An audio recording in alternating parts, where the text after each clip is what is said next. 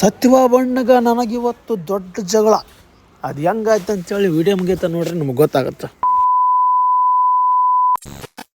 Hi hello ನಮಸ್ತೆ ಎಲ್ರಿ, ಹೇಗಿದ್ದೀರಾ? ನೀವು ನೋಡ್ತಿದ್ದೀರಾ ಸ್ವೀಟ್ ಟಾಕ್ಸ್ ಚಾನಲ್ಗೆ ಸ್ವಾಗತ.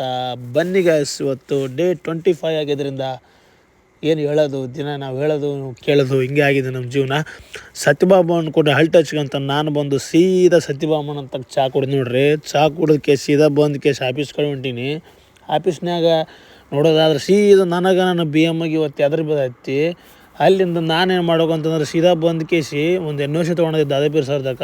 ಎನ್ ಒ ಸಿ ತೊಗೊಂಡು ಕೇಸಿ ಬಂದು ಕೇಸಿ ಸೀದಾ 3 ಇಡ್ಲಿ ಒಂದು ಮಿರ್ಚಿ ತಿಂದು ನೋಡ್ರಿ. ತಿಂದು ಕೇಸಿ ಮತ್ತೆ ಒಂದು ಕಸ್ಟಮರ್ದೊಂದು ಅಗ್ರಿಮೆಂಟ್ ಇತ್ತು ರೀ. ಕಸ್ಟಮರ್ ಅಗ್ರಿಮೆಂಟ್ ಮುಗಿಸ್ಕೊಂಡು ಕೇಸಿ 1-3 ಬಾಂಡ್ ತಗೊಂಡು ಆಫೀಸ್ ಒಳಗೆ ಹೊಂಟೀನಿ ನೋಡ್ರಿ, ನಾನು ಸಂತೋಷ.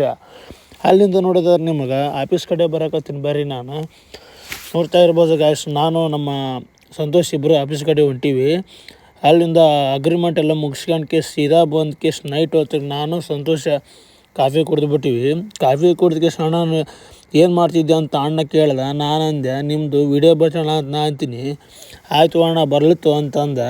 ಅಲ್ಲಿಂದ ನಾವು ಸೀದಾ ಏನು ಮಾಡಿದ್ವಿ ಅಂತ ನಮ್ಮ ಬಿಟ್ಟು ನಾಳೆ ಸಿಗೋಣ ಅಂತ ಏನಾಗಿಲ್ಲ, ಇಬ್ಬರು ಚಲೋನ ಇದ್ದೀವಿ. ರೊಕ್ಕ ಅದಕ್ಕೆ ವಾಯ್ದಾಯ್ತು ಅಷ್ಟೇ.